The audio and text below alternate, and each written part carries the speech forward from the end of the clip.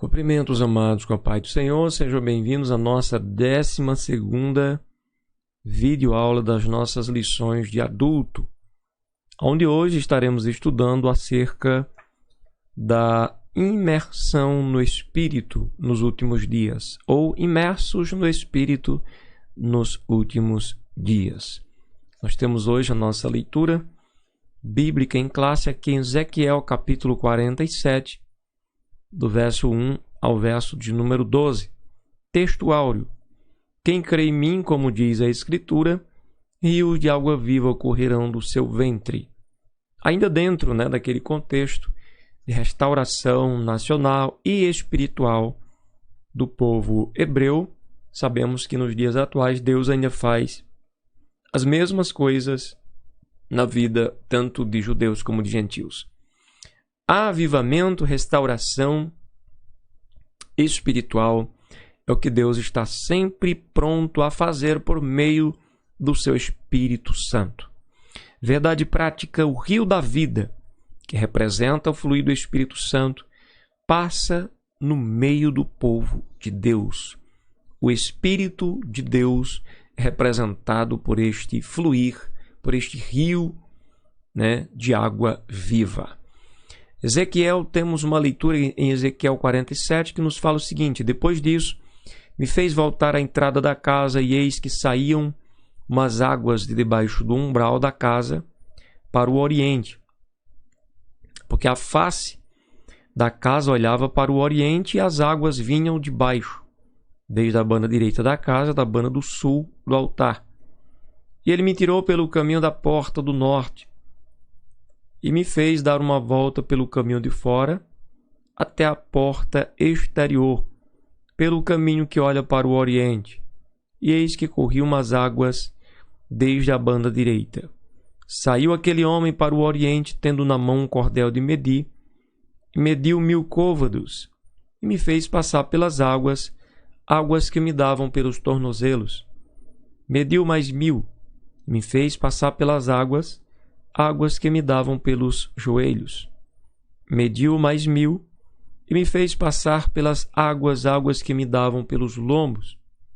Mediu mais 1000 e era um ribeiro que eu não podia atravessar porque as águas eram profundas, águas que se deviam passar a nado, ribeiro pelo qual não se podia passar. E me disse: viste, filho do homem? Então me levou e me tornou a trazer à margem do ribeiro. E tornando eu, eis que à margem do ribeiro havia uma grande abundância de árvores, de uma e de outra banda. Então me disse: estas águas saem para a região oriental, e descem a campina e entram no mar. E sendo levadas ao mar, sararão as águas. E será que toda criatura vivente que vier, por onde quer que entrarem esses dois ribeiros, viverá. E haverá muitíssimo peixe, porque lá chegarão essas águas e sararão. E viverá tudo por onde quer que entrar esse ribeiro. Será também que os pescadores estarão junto dele, desde En-Gedi até em Eglaim. Haverá lugar para estender as redes. O seu peixe, segundo a sua espécie, será como o peixe do mar grande, em multidão excessiva. Mas os seus charcos e os seus lamaceiros não sararão. Serão deixados para sal, e junto do ribeiro, à sua margem, de uma e de outra banda, subirá toda a sorte de árvore que dá fruto para se comer. Não cairá a sua folha, nem perecerá o seu fruto. Nos seus meses produzirá novos frutos, porque as suas águas saem do santuário. E o seu fruto servirá de alimento, e a sua folha de remédio.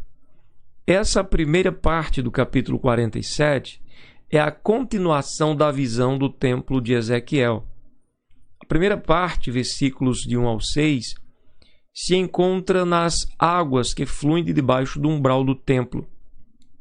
E à medida que essas águas sanadoras vão fertilizando as áreas estéreis pelo vale do Mar Morto, segue aumentando seu volume até se tornar um rio caudaloso. A segunda parte, versículos 7 ao 12, descreve o efeito milagroso dessas águas, trazendo vida ao Mar Morto e a toda a região do Arabá. A presente lição foca o aspecto escatológico da visão, ou seja, aquilo que terá ainda o seu cumprimento no final dos tempos, como chamamos. São eventos últimos, acontecimentos últimos na história. Mostra ainda a implicação pneumatológica da profecia e o contexto geológico do Vale do Mar Morto. No nosso primeiro tópico, nós vamos ver o aspecto escatológico. Escatologia fala sobre o estudo das últimas coisas. A nascente do rio. Vimos na primeira lição do trimestre que o livro de Ezequiel antecipa o aspecto apocalíptico nas escrituras sagradas. A visão nessa passagem é futurista e literal, e as evidências, tanto internas quanto externas, dão sustentação para uma interpretação escatológica e literal. O umbral da casa é uma referência ao templo da visão do profeta. Os detalhes desse complexo, como dimensões de áreas, dependências e medidas, sugerem um templo literal. Isto é simples de entender. Se os dois que foram destruídos, o templo de Salomão, que aparece em 2 Reis 25, verso 9, e o de Herodes, que aparece também em Lucas 21, verso 6, eram literais, então não faz sentido. Não faz sentido o novo templo ser uma mera visão idealista, como símbolo ou figura para transmitir ideias ou simbologia. De igual modo, a promessa divina do novo templo é também literal. Vamos ver aqui um texto em Zacarias capítulo 14 e verso 8. Zacarias capítulo 14, versículo de número 8. Naquele dia também acontecerá que sairão de Jerusalém águas vivas, metade delas para o mar oriental, metade delas para o mar ocidental. No verão e no inverno sucederá isso. Veja um detalhe no 9. E o Senhor será rei sobre toda a terra. Naquele dia um será o Senhor e um será o seu nome. Segundo subtópico, o guia celestial. Um personagem que aparece desde o início da visão do novo templo, um homem cuja aparência era como a aparência do cobre, tendo um cordel de linho na mão e uma cana de medir, continua como Cicerone nesse passeio. Esse anjo fez Ezequiel sair pelo portão do norte e, dessa forma, contornar o templo no sentido horário em direção ao oriente. Isso porque a porta oriental estava fechada. Conforme diz no 44, verso 2. Esta porta estará fechada, não se abrirá. Ninguém entrará por ela, porque o Senhor Deus de Israel entrou por ela. Por isso estará fechada. No período dos dois templos, essa porta nunca esteve trancada. E isso revela o caráter escatológico da visão. Quer dizer, algo ainda a se cumprir no futuro, nos últimos acontecimentos da história. Segundo tópico, sobre a implicação pneumatológica, as águas. O ser celestial fez Ezequiel passar pelas águas que, ao caminhar o primeiro trecho de 1000 côvados, ou 500 metros, elas davam pelos tornozelos.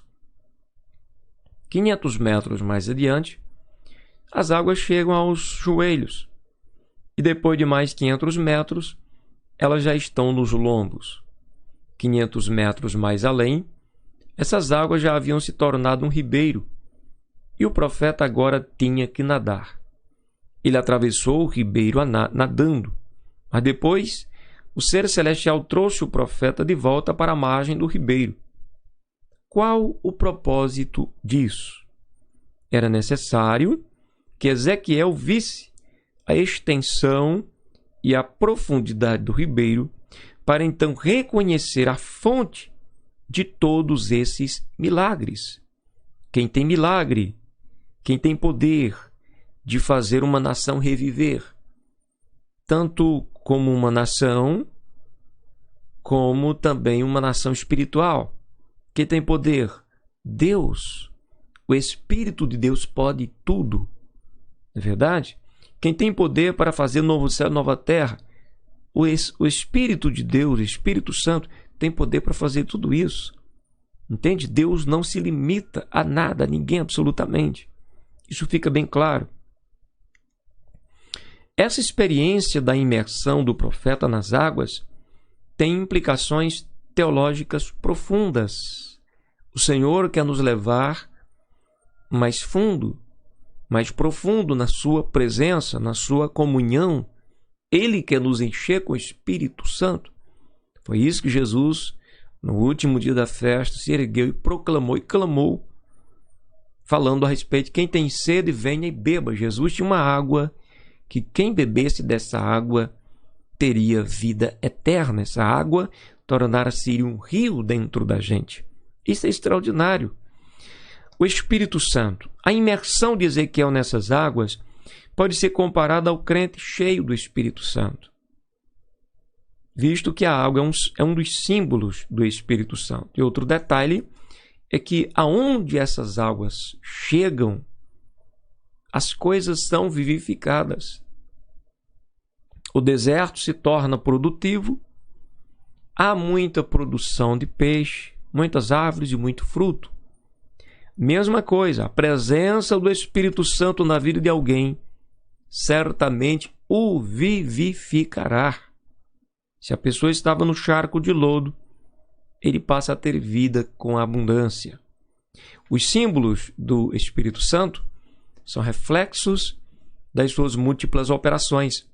O próprio Jesus se referiu ao Espírito ao falar sobre o Espírito Santo no discurso de João 7, 37 ao 39. O Espírito Santo é ilustrado como água, pois assim como a água é indispensável à vida física de qualquer ser vivo, da mesma maneira o Espírito é indispensável à vida do crente. A água refresca, a água refrigera e dá uma sensação de tranquilidade e bem-estar. E é isso que o Espírito Santo realiza na vida do crente. Ele refrigera a nossa alma. Ele nos traz não somente uma sensação, mas nos traz de verdade um bem-estar indescritível. Ademais, não podemos esquecer que o Senhor Jesus Cristo é a fonte de água viva. João capítulo 4 e verso 14. Vamos conferir esse texto. João 4, verso 14 está escrito da seguinte forma: Mas aquele que beber da água que eu lhe der, nunca terá sede, porque a água que eu lhe der se fará nele uma fonte de água que salte para a vida eterna. Jesus falava do Espírito Santo, que daria àqueles que acreditassem na sua mensagem, na sua palavra. Imerso nas águas e no Espírito.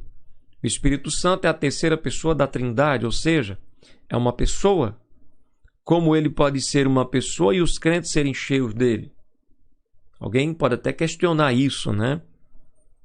Atos 2, versículo 4 está escrito: todos foram cheios do Espírito Santo. Ser cheio do Espírito Santo é uma expressão que indica estar o cristão nos domínios do Espírito Santo. Estar no domínio do Espírito Santo, sujeito, submisso ao Espírito de Deus.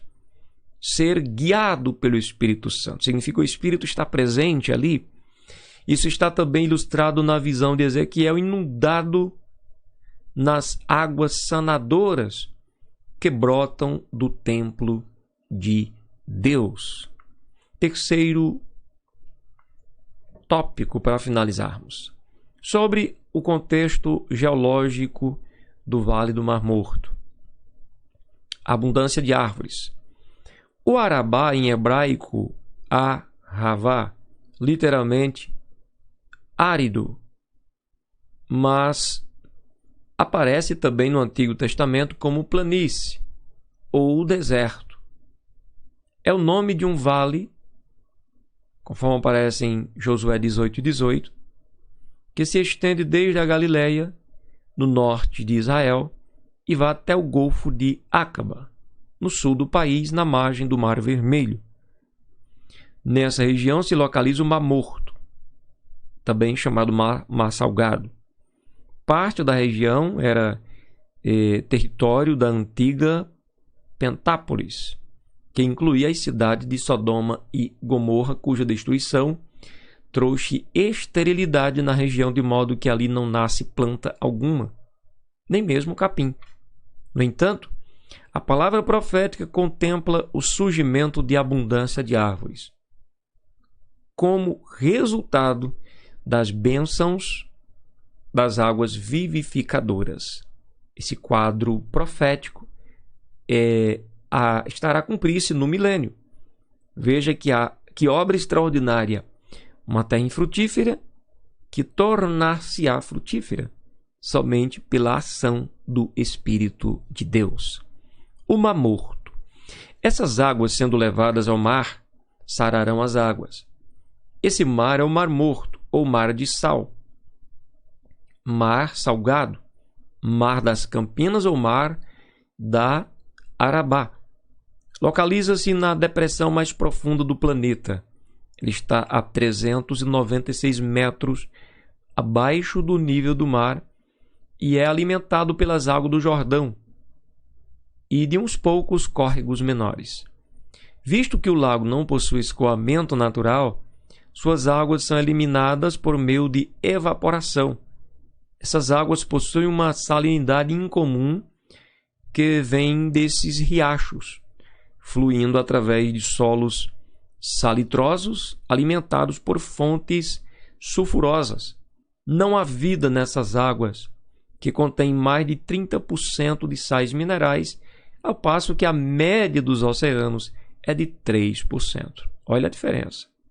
É uma fonte de riquezas minerais.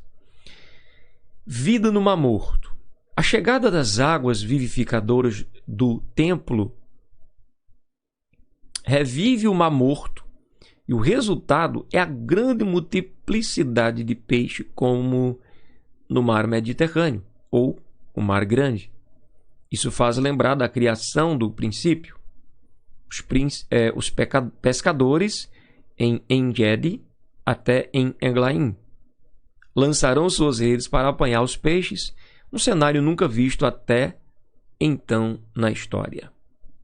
En-Gedi é um pequeno oásis localizado no deserto da Judéia, próximo ao Mar Morto, onde Davi se acampou quando perseguido por Saul. Em Eglaim é uma localidade desconhecida, mas há quem afirme que fica na outra margem do mar, que seria hoje a Jordânia.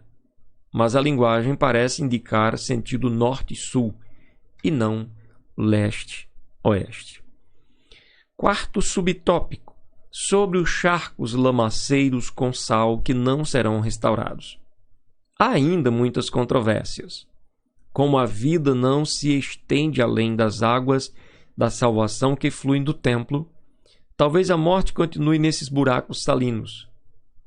A descrição do milênio em Isaías indica haver pecado e morte em escala reduzida, nascimento e envelhecimento. Mas há quem afirme que esses charcos serão de grande utilidade para a economia por causa da abundância das riquezas minerais, até para o tempero, como sal para os sacrifícios. Mas não há unanimidade sobre nenhum desses pensamentos. Bem, chegamos à conclusão O que podemos dispor é o seguinte: o foco principal da lição. Há pontos de verdade que são difíceis da nossa compreensão, mas algo fica claro no texto. Deus é todo-poderoso para restaurar. Deus é todo-poderoso para vivificar. O que Ele já fez, o que Ele está fazendo e o que Ele fará é uma prova cabal da sua soberania, da sua glória e da sua grandeza. Deserto não é lugar de muita produtividade. Deus pode transformar o deserto em um dos lugares mais produtivos do mundo. Quem? Deus. Deus pode tudo. Mar salgado não produz peixe. Deus pode haver um grande enxameamento de peixe, mesmo no mar salgado ou no mar morto. Por quê? Porque Deus pode dar vida. Então, na mão do Senhor, o impossível se torna possível. Concluímos que as águas terapêuticas do rio da vida, as águas terapêuticas do rio da visão de Ezequiel saem de debaixo do altar, debaixo do umbral, e as águas cristalinas que saem do trono de Deus e do Cordeiro em Apocalipse apontam para Cristo e o Espírito Santo. É significativa a presença do rio no Éden, no princípio, no relato da criação, e do rio da vida no mundo vindouro. O rio da visão de Ezequiel fica entre eles, ou seja, entre o primeiro e o último. Vemos em tudo isso a restauração escatológica da terra e a efusão do Espírito sem medida, como nunca, jamais alguém viu.